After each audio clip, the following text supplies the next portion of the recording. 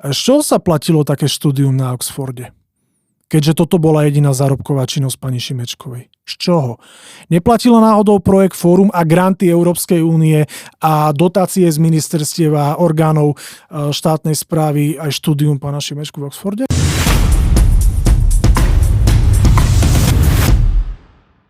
Som Šimon Žďarský a dnes sa budem rozprávať s bývalým podpredsedom parlamentu a dnes predsedom strany Bratia Slovenska, pánom Petrom Čolinským. Vítajte. Ďakujem pekne. A vítajte aj vy.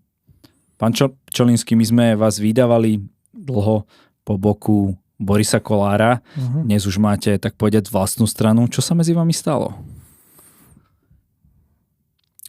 Nazvime to, že máme iný pohľad na politiku.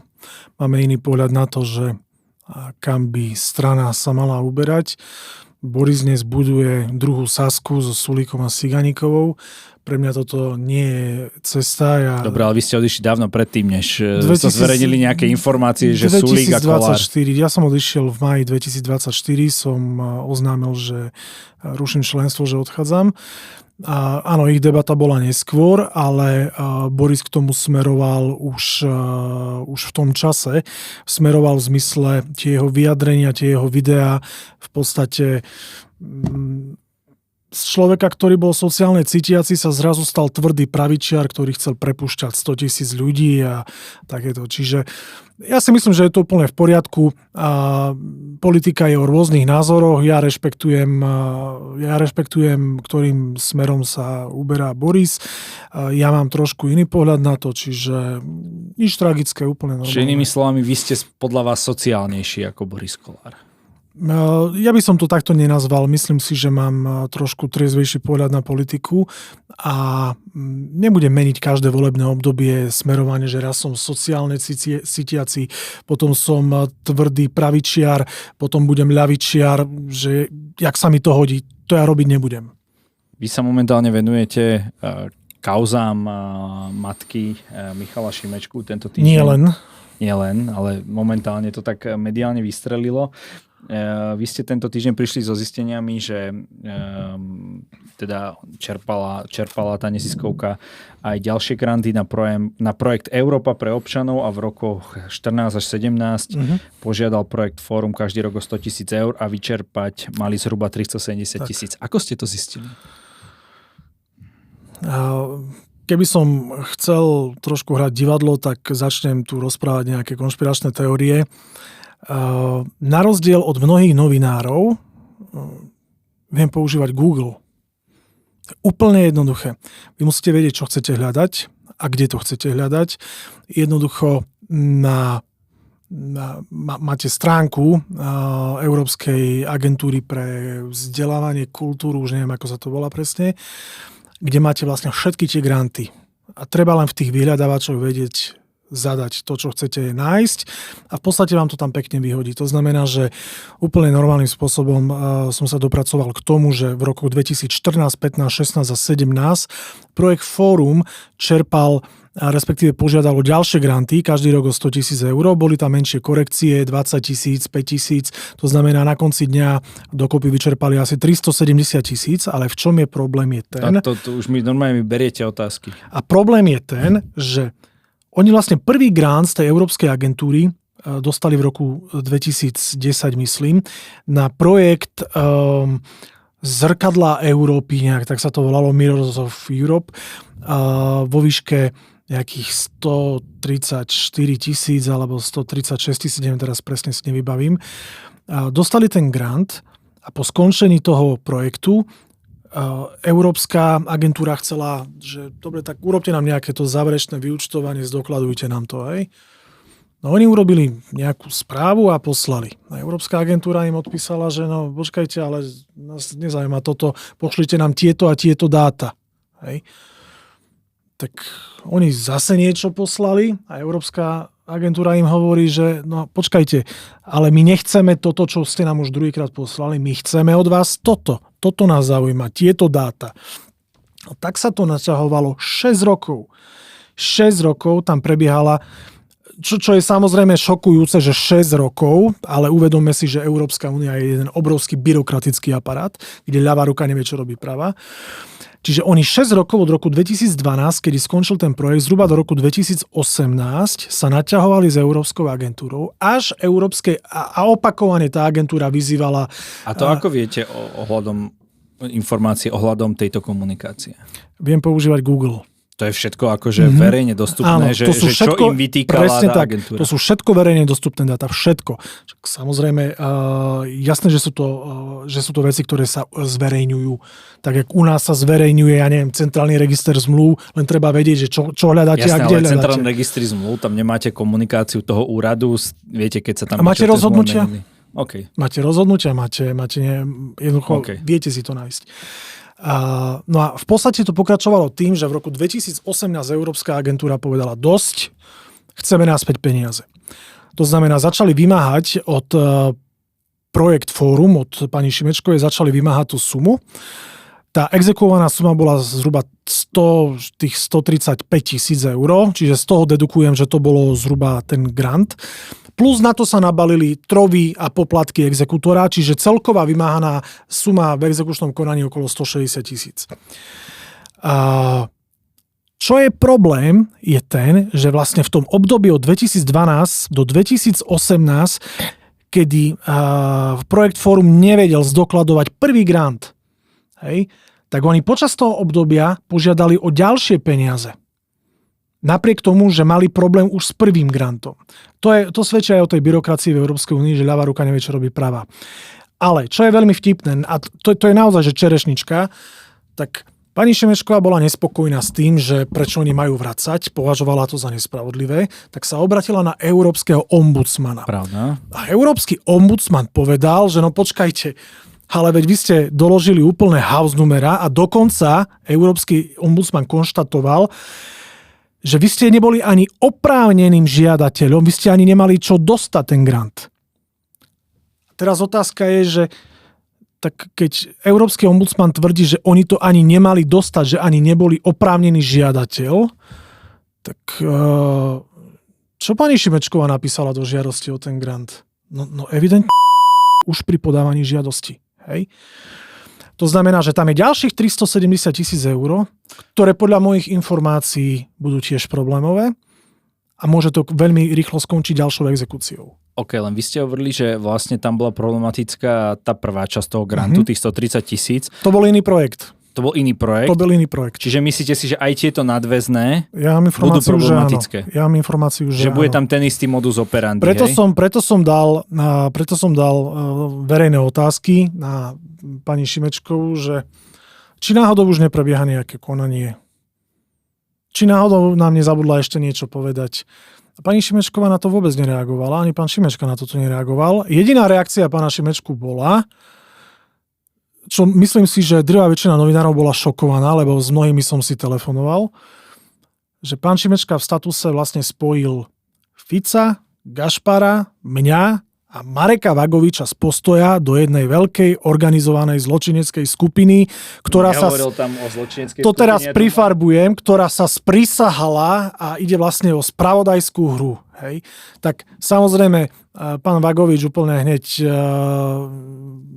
vybuchol a ohradil sa. A čo je veľmi vtipné, voliči PSK napriek tomu, že každému normálnemu človeku je jasné, že takéto zloženie je úplná halus, tak voliči PSK samozrejme nadávajú Vagovičovi v komentároch na sociálnych sieťach, v statuse. Jednoducho, že to je normálne, že sekta. Otázka je, že či... Preto funguje Šimečkovi nie reagovať argumentami, že no počkajte, ale je to takto a takto, že tieto dáta neviem čo, lebo Fico. Chápete? Jednoducho tam stačí povedať lebo Fico a ten volič mu to žerie. A to je pre mňa šokujúce. Dobre, ale otázka je, aj to, čo aj títo voliči vlastne hovoria, je, že či v krajine, ktorá je rozkradnutá, kde proste máme fafokany, haciendy... Že moja mama kradne menej ako tvoja? Nie, že či riešiť faktúru 14 rokov starú za 240 eur popri tom obrovskom množstve peňazí, ktoré sa tu rozkradla a rozkráda. Toto ja konkrétne neviem, čo sa týka tejto faktúry. Asi určite. Neviem, či teraz po tej rekodifikácii trestných... Počkajte. To nehovorím ja, to sa len pýtam vás. Áno, teraz ideme, hej. Falšovanie bankových výpisov. Trestný čin. Nepodávanie daňového priznania. Trestný čin. Zasielanie si peňazí na súkromné účty, na vyrovnanie svojich, zasielanie si peňazí z neziskovky na svoje súkromné účty, trestný čin. Tomu sa hovorí, že poškodzovanie veriteľa, keď sa vyhýbate exekúcii. Hej? To je poškodzovanie veriteľa. Dotácie, to je poškodzovanie záujmov Európskej únie. Z môjho pohľadu toto bol systém, dlhodobý systém, ktorým sa mohla páchať ekonomická trestná činnosť. Toto bola že normálne, že zárobková činnosť dlhé roky. A prečo? Šimečka sa samozrejme tvári, že čo on s tým? No tak dobre, zasmejeme sa nad tým mobilným telefónom, kde projekt Fórum platil celej rodine Šimečkovcov mobilné telefóny, čo samozrejme je tiež v rozpore so zákonom, lebo to nemôžete, zákon to nedovoľuje. A Šimečka tvrdí, že požičal, máme 5 000 eur. V ten istý deň odišla platba z projektu Fórum, myslím, že pani Šimečkovej, hej, alebo pani Puchovej, už teraz neviem. Tam je normálne, v tých výpisoch to je. Čiže je to divné. Čo je samozrejme vtipné, veď prečítajte si statusy nadácie Zastavme korupciu, že projekt Fórum potom vrátil peniaze pánovi Šimečkovi, no, že počkajte len, že projekt Fórum nemôže používať finančné prostriedky na splácanie pôžičiek. To máte to isté. Áno, lebo predtým tam mal byť nejaký grant. No, lebo to je to isté, ako keď pán Pekár, ten problematický sponzor PSK, ktorého potom vykopli, keď požičal strane peniaze na základe zmluvy, v poriadku, na základe zmluvy mu to vrátili, ale tam boli potom ešte aj dary a oni mu peniaze vrátili takisto naspäť. A ja nie som si istý, či politická strana môže vraciať dary. Ja neviem, či to zákon umožňuje. Ja si myslím, že nie. To znamená, že v prípade projektu Fórum je evidentné, o tom dnes nikto nepochybuje, že tam došlo k niekoľkonásobnému opakovanému, a to nehovorím o duplicitných, triplicitných faktúrach. Oni veľmi dobre vedeli, že tie ministerstva medzi sebou nekomunikujú, že tam nie je krížová kontrola, ona v tých rokoch neexistovala, hej. Tak jednoducho dáme si preplatiť to isté aj tu, aj tu, aj tu, aj tu. Hej. To je normálne, to je páchanie ekonomickej trestnej činnosti. Čiže nehrajeme sa tu na to, lebo Fico... Čo s tým má Fico? Fico to za nich nepodpisoval, Fico to za nich nerobil. Ja sa teraz nezastávam Fica. Jasné, že táto vláda má pardon za výraz, jasné, že táto vláda má kopec problémov, má kopec prúserov, má kopec kauz, akože bez debaty, o to sa nemusíme baviť. Ale ja nemám rád ľudí, ktorí moralizujú a sami majú zašpinené ruky. A ešte položím takú rečníckú otázku, poslednú. Keď z peňazí neziskovky projekt Fórum sa platili mobilné telefóny rodiny Šimečkovcov. Z čoho sa platilo také štúdium na Oxforde? Keďže toto bola jediná zárobková činnosť pani Šimečkovej. Z čoho? Neplatilo náhodou projekt Fórum a granty Európskej únie a dotácie z ministerstiev a orgánov štátnej správy aj štúdium pána Šimečku v Oxforde? Pán Šimečka sa... Čiže týka sa to pána Šimečku a bytostne sa ho to týka. On sa pri tej kauze s telefónnym číslom obraňuje spôsobom, že nemajú odkiaľ mať faktúru a dáva on teraz rečníckú otázku. Majú faktúru zo spisu? Nie, lebo vyšetrenie voči mojej mame je vedené za roky 18 až 22, čiže keď to hovoril, že to je 14 rokov, tam vychádza nejaký 2012 a hovorí, musí to pochádzať z bezpečnostných zložiek, ktoré rozpracovali moju rodinu a projekt Fórum. Čo si o tom myslíš? To je výhovorka typu pes mi zjedol domácu úlohu. To sú také hlúposti. To je zase o tom, že neargumentuje faktami, ale vyslovene konšpiračné teórie typu, že to Fico, to bezpečnostné zložky, to sú spravodajské hry. Jasné, že kde sa dá vlastne získať takáto faktúra? To sa nepýtajte mňa, s tým prišiel Postoj. To sa pýtajte Postoja, to ja netuším, odkiaľ mali by ste byť spolu v jednej skupine, tak preto tak minimálne by sme sa mali poznať, akože akurát na to, že môj brat je v súdnom spore s pánom Vagovičom, myslím, že aj Fico je v spore s pánom Vagovičom v nejakom súdnom, čiže pán Šimečka akože uletel úplne, ale viete, to je to je ako v mojom prípade, že a odkiaľ ste mali tie informácie? No viem používať Google. Odkiaľ mal informácie Postoj? Neviem, možno tiež vedia používať Google, čo si nemyslím, že toto je z Google. Je možné, že sa k tomu dostali nejakým iným spôsobom, to ja netuším akým. Môže to byť ako pán Šimečka tuto hovorí informácie z bezpečnostných ľudí, ktorí rozrábali Šimečkovcov. Predstavte si Mareka Vagoviča, ako sedí na konšpiračnej káve s Pavlom Gašparom, šéfom Sisky a kujú pikle, ako toho Šimečku dostať. No usmievate sa, hej? Myslím si, že všetci sa usmievajú. Akurát voliči PSK si myslia, že to môže byť pravda. Viete, lebo dnes sa politika, viete, ako robí? Nie je to pravda, ale mohla by byť. Ja som napríklad nedávno bol šokovaný, kde Igor Matovič natočil video, v ktorom povedal, že Tibor Gašpar je zločinec, mafián, lebo kradol, korumpoval, pomaly vraždil. To nehovoril, myslím. Pozrite si jeho video. Kradol, korumpoval, riadil zločineckú... Hej. Tak to nie je vraždil. Štandardná, a hovorím, že smejem sa, že pomaly vraždil. Okay. Tu v tomto štáte už nikoho nezajímajú fakty. Tu stačí na niekoho vyliať vedro špiny a nech sa vyvinuje. Lenže my máme právny systém taký, že vám musia dokázať vinu. Lenže my od roku 2020, kedy nastúpil Matovič, tak tá politika je o tom, že vy dokazujete svoju nevinu. To znamená, že vylejú na vás vedro špiny a vy sa obhajujete. Namiesto toho, aby vám oni to dokázali. To je čisto Matovičovčina, že Fico má 500 miliónov na Belize. Jasné, stačí to povedať. Jasné, nie je to... A to isté Šimečka teraz, že to Siska. Na základe čoho to tvrdí? Lebo on si to myslí? Že to je čo za blbosť? Ja si myslím, že no, dobre, nepokračujem. Čiže už dnes je tá politika len o tom, že bez akýchkoľvek dôkazov niečo šplechnem. Ja keď som tvrdil, že 370 000, tak som pekne vyťahol tabuľku, rozdal som ju novinárom, tu máte číslo tých grantov, tu máte konkrétne údaje z tej dotačnej schémy, tam sú presné dáta. Hej? A keď napísal jeden portál, napísal článok, že Pčolinský zverejnil, ale my to nevieme overiť, to sú len jeho dáta, tak som im poslal, že vážený, tak tu máte link, tak si to pozrite, nebuďte leniví a nebudem ja robiť robotu za vás. Hej. Tu máte link, tak si to vygooglite. Hej.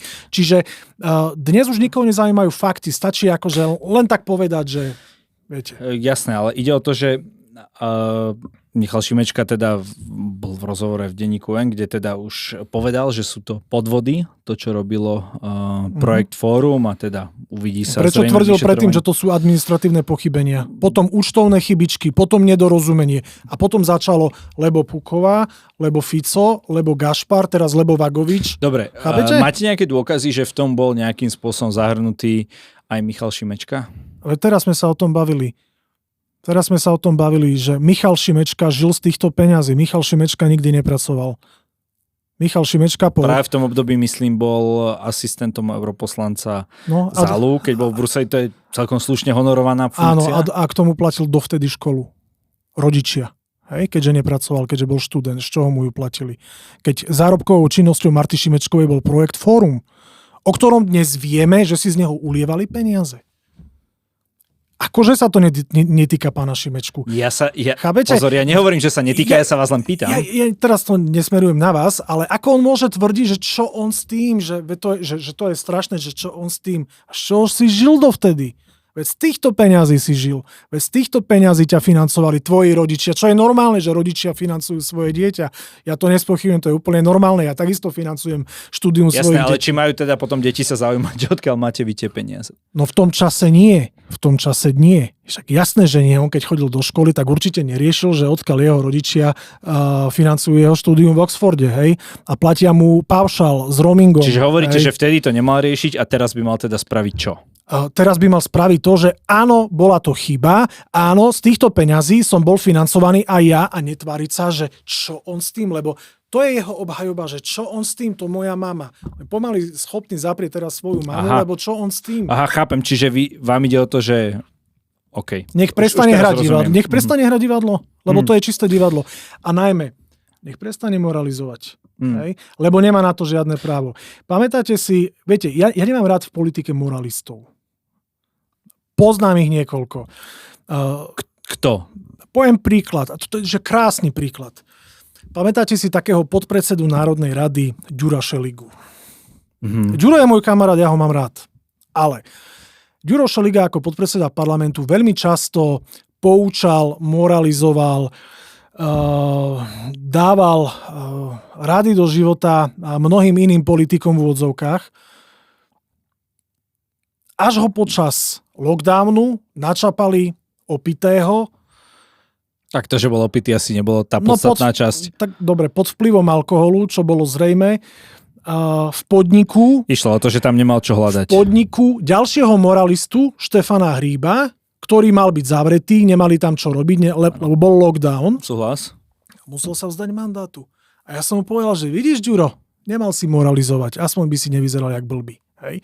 Tak ale niekto by toto nazval nejakým prejavom politickej kultúry, lebo vedeli sme, že napríklad bol tu podpredseda parlamentu, sú tu mnohí poslanci, ktorí viditeľne okopírovali svoje práce. Myslím, že je to prípad aj Borisa Kollára, aj Igora Matoviča, aj Grolinga. Teraz je ich veľa. Je ich veľa. Aj je v ich koalícii. veľa. Je ich veľa.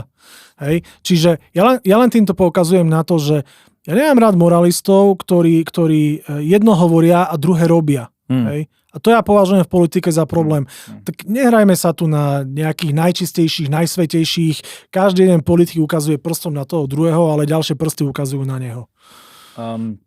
Pán Šimečka ešte hovorí, že nadácia Zastavme korupciu kvôli zhromažďovaniu bankových výpisov a daňových priznaní podáva trestné oznámenie na Kriminálny úrad finančnej správy a označuje to za politickú objednávku. Čo si o tom myslíte? Ja nie som na KUFSE, ani som nikdy nebol, ani nemám o tom žiadnu informáciu. Či je možné, ako keby, že nejakým spôsobom sa tieto orgány nezákonne zamerali na Pozrite sa, pána Šimečku. V minulosti ja som bol sledovaný Kriminálnym úradom finančnej správy, bol som sledovaný Kočnerovým komandom, bol som nezákonne lustrovaný. Všetko je možné v tejto krajine. Ja nevylučujem nič. Mal by Michal Šimečka odstúpiť z funkcie predsedu? Ja dúfam, že to nikdy neurobí a dúfam, že úspešne dotiahne PSK až na tých 5%. Dobre, ale tak to ste tak trošku zo žartu povedali. Nie, ja úprimne si myslím, že Šimečka by mal ostať predsedom PSK, pretože čím dlhšie on bude na čele Progresívneho Slovenska, tým menej percent Progresívne Slovensko bude mať. Dobre, a teraz hľadiska niekoho iného, že keby toto bol niekto iný, mal by takýto predseda odstúpiť, alebo to nie je na odstúpenie? Prepáčte, ja nie som niekto iný. Ja nechcem, aby Šimečka odstúpil, ale čo si ja myslím? Pred zhruba 3/4 rokom som v rozhovore pre agentúru SITA povedal, že Šimečka v podstate len kopíruje Matoviča, že je to taký Matovičov klon. To znamená, vyvreskuje, poskakuje, ale keď sa pozriete do hĺbky, tak je tam prázdno. Hej. Šimečka je veľmi, veľmi, veľmi slabý predseda PSK, čo sa ukazuje x-krát. Ja som dokonca natočil video o tom, že kto v skutočnosti riadi to PSK, a to je Ivan Štefunko, čo bolo vidieť na sneme PSK, kde Štefunko rozdával listočky, že koho majú voliť, koho nemajú voliť. Tam napríklad odpalili Jara Spišiaka, ktorý chcel byť podpredsedom. Michal Šimečka ale vyhovuje ako slabý líder týmto ľuďom, ktorí ho tým pádom majú pod kontrolou. A ja osobne si myslím, že ak to takto pôjde ďalej, lebo tá kauza, lebo aj ja mám ďalšie informácie ešte k tejto kauze, len ešte ich nemám podložené, overené, čiže nebudem to ešte zverejňovať, ale mám toho ešte minimálne na ďalšie 2 videá. Tak na konci dňa oni budú musieť hľadať nie nového predsedu, ale volebného lídra. Lebo vy môžete byť predsedom strany, ale môžete mať iného volebného lídra. Čiže nazvime to model SDKU 2010, kedy predseda SDKU Mikuláš Dzurinda sa stiahol a lídrom bola Iveta Radičová. Zuzana Čaputová neviem, čo teraz robí, či sa veľmi nudí a či sa na to ešte môže pozerať, ale myslím si, že je otázka času, kedy ju začnú veľmi intenzívne presviečať, aby prišla to PSK zachrániť.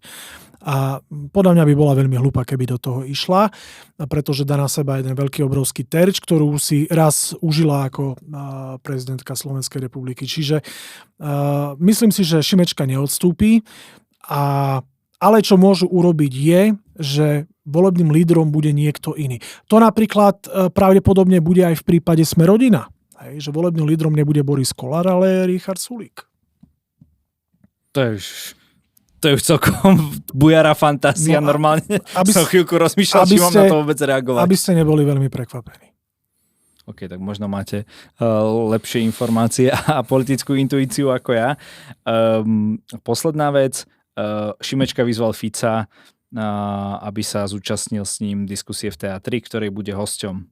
A Šimečka hovorí, že vy môžete hovoriť o nejakých faktúrach spred 14 rokov a ja vám poviem o 14 rokoch vašich vlád, počas ktorých ste zbedačili Slovensku. Mal by Fico so Šimečkom diskutovať? Mal by prebehnúť nejaký duel? Ja byť na mieste Roberta Fica nemám problém ísť do duelu so Šimečkom. A na druhej strane zvykli sme si, že predsedovia vlád, a robil to Odor, robil to Heger, robil to Matovič, robili to všetci predsedovia vlád. Začal s tým Fico. Áno, že chodili do diskusí sami.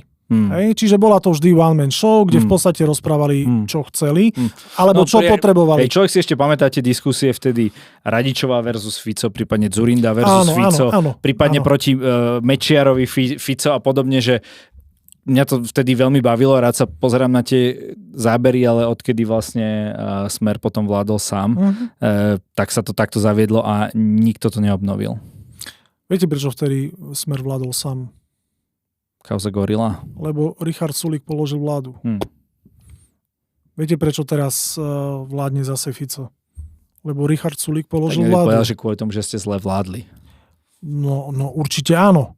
Určite áno, problém bol Matovič, to bez debaty. Hej? Ale bavíme sa tu o tom, že Richard Sulík položil 3-krát vládu. Keby ste si vy mohli vybrať jedného človeka, ktorý bude ministrom v koalícii, ktorej budete súčasťou a máte na výber len Matoviča alebo Sulíka, koho by ste si vybrali? Sulík. Naozaj? Naozaj, pretože... Napriek tomu, že položil tú vládu? Áno, takto. Sulík je bez pochyby veľmi inteligentný človek, ktorý funguje bez emócií. To je taký technokrat. Hej? Na rozdiel od Igora, ktorého som zažil. Igor je schopný s vami sedieť na koaličnej rade a normálne diskutovať úplne vecne a počas toho písať status, kde vás ogrcia. Hej? Alebo sa zobudí a príde s geniálnym navádom, ako minú 300 miliónov eur. A keď mu poviete, že je to blbosť, tak sa hádže o zem a robí vám zle, kým mu to neschválite. To je Igor Matovič. Hej? Ja som si to zažil. Viete, častokrát ja ľuďom toto vysvetľujem, len ľudia ako keby tomu neverili, ale ja som sedel na každej jednej koaličnej rade. Ja som to mal online. Videli ste nedávno hádku Šipoš Ciganíková v teatri? Áno. Hej? Ja som to mal online 3 roky. Toto, denne. Šipoša s Ciganíkovou? Napríklad. To nebolo prvýkrát, hej, čo takto po sebe oné, hej. Čo ukazoval časopisy. Jednoducho, ja som to zažil, hej. Preto aj dnes mnohí ľudia mňa kritizujú, že prečo nadávam na tú opozíciu. No lebo ja som ich zažil. Ja som to mal online, práve preto. Ja nechcem... No a ten Boris Kollár, váš bývalý šéf, tam bol ten, ktorý sa bol schopný dohodnúť, že vraj so všetkými, nie? To je pravda. Tak on nebol ten to je pravda, hádavý typ. Nie, Boris nebol hádavý typ. Nie, Boris nebol hádavý typ. Borisovi vždy išlo o to sa dohodnúť. Tam aj vzniklo drahá nevesta. Hej? Tak dohoda je dohoda. Ale... ostatní si mastili ego. Od rána do večera si tam mastili ego. Čiže, viete, ja som s nimi tam sedel, čiže ja viem presne, o čom hovorím. A preto hovorím, že je nebezpečné, ak človek ako Matovič bude vládnuť s človekom, ako je Šimečka. Keď Šimečka má tieto prúsery, ktoré vysvetľuje, jak vysvetľuje, hej, ja neviem, čo robí Rado Choleva, ktorý je, viete, Hovorca. Áno, podľa mňa by sa mal zamyslieť, ale tá komunikácia PSK, že neuveriteľne zlá, Hej. A teraz si zoberte, že človek, ktorý má takéto prúsery, ktoré nevie normálne vysvetliť teraz, keď ešte nevládne, čo bude robiť vo vláde, v ktorej bude musieť sedieť s Igorom Matovičom? Áno, tak to hovorili viacerí. Veď to bude úplne psycho, ale že úplne psycho. Tak to uvidíme. Pán Pčolinský, tak ako každý host, aj vy máte u mňa na záver priestor povedať našim divákom to, čo sám chcete. Nech sa páči. Nevidel som poslednú vašu reláciu, že neviem, ako to funguje, čiže povedzte mi len, koľko mám času, alebo... Koľko chcete. Je to vaše. No, teraz ste ma, pravdu povedia, ste ma zaskočili. Nechcem tu rozprávať nejaké všeobecné politické keci, lebo tí, čo ma poznajú, tak vedia, že čo na srdci, to na jazyku. Ľudia vedia, že hovorím to, čo si myslím, a nemám rád tie také politické omáčky, nemám rád pretvárky a faloš politike, lebo zažil som a videl som toho naozaj veľmi veľa. To, čo ja chcem ponúknuť ľuďom, je čistá, transparentná politika, kde ľudia budú vedieť, na čom sú. Keď niečo poviem, tak na druhý deň budú si môcť so mnou podať ruku v tom, že to aj splním, alebo nebudem meniť názory. To znamená, ja ponúkam ľuďom čistú, transparentnú politiku, kde môžu vedieť, čo odo mňa budú čakať. Ďakujem za rozhovor. Ďakujem aj ja pekne.